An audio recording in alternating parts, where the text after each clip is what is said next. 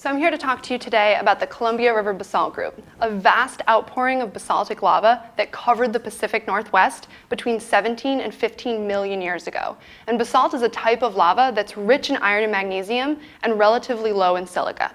And I'm going to draw your attention to the upper left-hand figure, and the gray polygon there is the extent of these lavas, also shown here in color, which we'll get into in a minute. What you might notice in this inset map is that distribution of gray lavas doesn't really cover any known volcanoes in Oregon, right? You guys think about Mount St. Helens, Mount Rainier, Mount Hood, and those don't really cover that area. So where did these erupt out of? Well, actually, these erupted out of giant fissures or cracks in the ground located throughout all of eastern Oregon and Washington. Okay, but what was the source of this? Where did this magma come from? Well, many geophysicists and geochemists have determined that the body of magma that fed these eruptions is actually the same body of magma that's still found under Yellowstone National Park today, also known as a hotspot or a magma plume.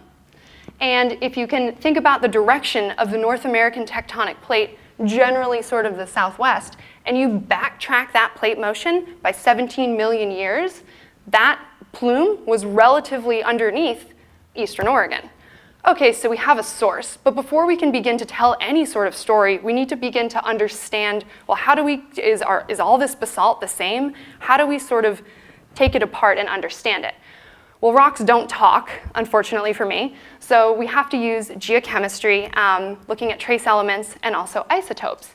And when we do that, researchers have broken this into four sort of main units, primarily on the basis of geochemistry, because these are all black rocks.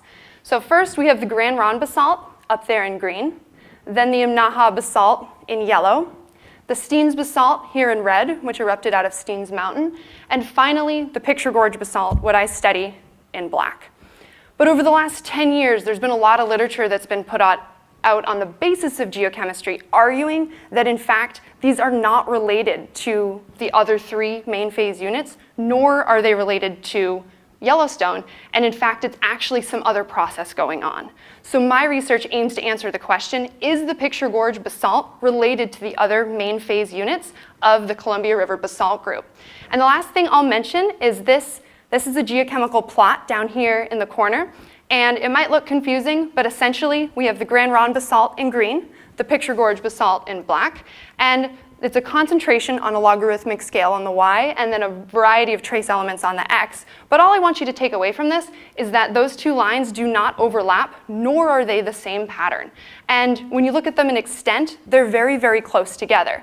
But during my field work, I'm extending the Picture Gorge basalt further south to the Steens, and the outcomes of this research will not only be to extend the distribution of this entire flood basalt, but also to understand early Yellowstone.